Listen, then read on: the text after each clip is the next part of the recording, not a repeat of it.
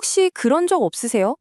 도무지 말이 안 통하는 거대한 벽 앞에서 혼자 막 답답하고 화나고 사회생활 좀 해보신 분들이라면 오늘 들려드릴 이야기에 아마 완전 공감하실 겁니다.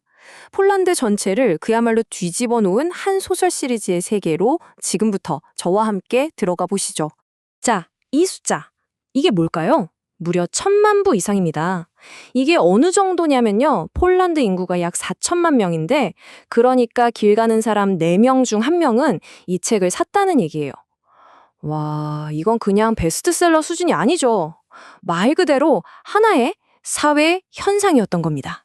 그럼 이 엄청난 신드롬을 만든 작가는 대체 누구냐? 바로 레미기우시 무르주라는 작가입니다. 근데 뭐 설명이 필요 없어요. 폴란드의 스티븐 킹이자 알프레드 히츠콕이다. 이 한마디면 그냥 끝나는 거 아닙니까? 우리가 어떤 종류의 숨막히는 이야기를 만나게 될지 벌써부터 감이 딱 오시죠? 자, 그럼 이 거대한 시리즈의 문을 여는 대표작 최종 항소의 사건 파일부터 한번 열어보겠습니다. 우리가 직접 사건 기록을 들여다보는 것처럼 말이죠. 사건은 폴란드의 심장부죠. 바르샤바의 아주 번쩍번쩍한 고급 아파트에서 시작됩니다. 겉보기엔 모든 게 완벽해 보이는 바로 그 공간에서 가장 끔찍한 비극이 발견된 거죠. 자, 경찰의 최초 보고서 내용을 한번 볼까요? 피해자 2명, 발견까지 무려 열흘이 걸려서 시신 상태는 뭐 말할 것도 없었고요. 유령 용의자는 바로 그 집의 주인이자 잘 나가는 재벌 2세. 근데 이 사람이 현장에서 발견됐을 때 기억을 전부 잃은 상태였어요. 그리고 결정적으로 현장에 있는 모든 DNA 증거가 전부 이 사람 걸로 나옵니다. 모든 게 너무 완벽하게 딱 한 사람을 가리키고 있었죠. 그러니까요. 이보다 더 빼도 박도 못하는 사건이 어디 있겠어요. 증거는 차고 넘치지 용의자는 현장에 떡하니 있었지. 검찰, 언론, 여론까지 전부 다 범인은 바로 저놈이다 하고 확신하고 있었죠. 근데 말입니다. 정말 그럴까요? 바로 이 작은 의심에서부터 모든 게 시작됩니다. 자, 이렇게 모두가 인이 끝났다고 생각하는 이 명백해 보이는 사건에 아주 기가 막힌 변호사 콤비가 등장합니다. 네, 이 이야기의 진짜 주인공들이죠. 먼저 수석 변호사 요안나 휴카. 와, 이 사람 보통이 아닙니다. 바르샤바 최고 로펌의 에이스인데 우리가 생각하는 그런 점잖고 정의로운 변호사? 절대 아니에요. 이분 그냥 걸레 수준이고요. 법정에선 이기기 위해서라면 뭐든 하는, 타협이라곤 1도 모르는 그야말로 불도저 같은 여자입니다. 근데 희한하게 바로 그래서 더 매력적이에요.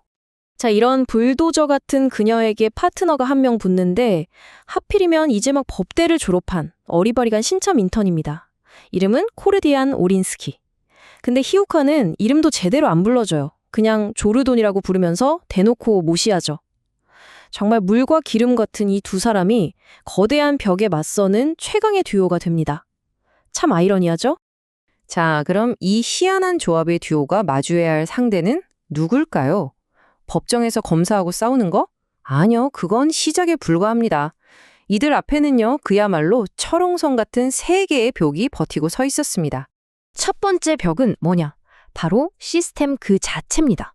모든 증거가 완벽하니까 법원이고 검찰이고 이미 얘는 유죄야 하고 땅땅땅 결론을 내버린 거죠. 두 번째 벽, 더 기가 막힙니다. 바로 의뢰인의 아버지. 이분은 재벌 총수인데 아들이 살인범이든 아니든 그건 관심 밖이에요. 오로지 회사 주가 떨어질까봐 아들을 그냥 정신병자로 만들어서 사건을 덮으려고만 하죠. 그리고 마지막 3번째 벽이 제일 답답합니다. 바로 변호해야 할 의뢰인 본인이에요. 이 사람이 아버지가 시키는 대로 정신병자 되긴 싫다고 버티면서 정작 재판에 대해선 입을 꾹 닫아버립니다. 이건 사방이 다 적인 거죠. 완전 고립무원입니다. 근데 진짜 문제는 이제부터입니다. 방금 말한 이 3개의 벽은 어떻게 보면 눈에 보이는 적들이잖아요? 그런데 사건을 파면 팔수록 보이지 않는 훨씬 더 소름 끼치는 존재들이 모습을 드러내기 시작합니다. 전혀 다른 차원의 게임이 시작되는 거죠. 지금 보시는 이 화면이 상황을 딱 보여주네요. 왼쪽은 우리가 알던 검찰이나 사법 시스템 같은 공식적인 적들이죠. 근데 오른쪽을 보세요. 정체불명의 그림자 속 위협이 있죠. 갑자기 어디선가 나타나서 휴카를 협박하는 백발남자, 대머리 남자 같은 인물들. 이들의 등장은 이 사건이 그냥 단순 살인 사건이 아니라는 걸 보여주는 겁니다. 어쩌면 이 변호사 듀오가 법조계와 재계를 잇는 거대한 부패사슬, 그 꼬리를 제대로 밟아버린 건지도 모르죠. 상황이 이렇게 되니 정말 희망이 안 보이죠? 안에서는 의뢰인이 협조를 안 해? 밖에서는 거대한 시스템과 정체불명의 적들이 압박해와 이런 최악의 상황 속에서 결국 판결의 날이 다가옵니다. 그리고 결과는 무기징역. 법정에 울려 퍼지는 이 차가운 한마디.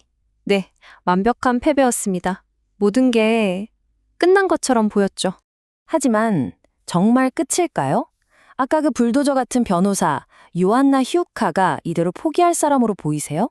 천만에요. 모두가 다 끝났다고, 완전히 망했다고 생각한 바로 그 순간, 꺼진 줄 알았던 잿더미 속에서 마지막 불씨 하나가 다시 타오르기 시작합니다. 그리고 그 불씨가 바로 이 소설의 제목이기도 한 최후의 카드입니다.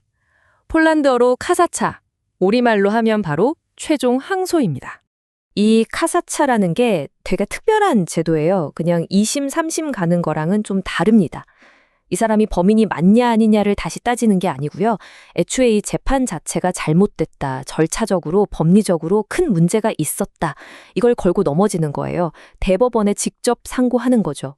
그러니까 재판의 룰 자체를 문제 삼아서 아예 판 전체를 뒤집어 버릴 수 있는 정말 딱 한 번 주어지는 마지막 히든카드인 셈입니다. 그리고 이 마지막 한 번의 기회, 그 끝에서 기다리는 건 바로 이겁니다. 독자들의 머리가 핑 돌게 만들 정도의 예측 불가능하고 믿을 수 없는 반전. 자, 과연 이 괴짜 듀오는 이 거대한 음모의 정체를 밝혀내고 이 말도 안 되는 싸움에서 이길 수 있을까요? 그리고 도대체 어떤 진실이 숨어 있길래 우리의 모든 예상을 뒤엎어버린다고 하는 걸까요?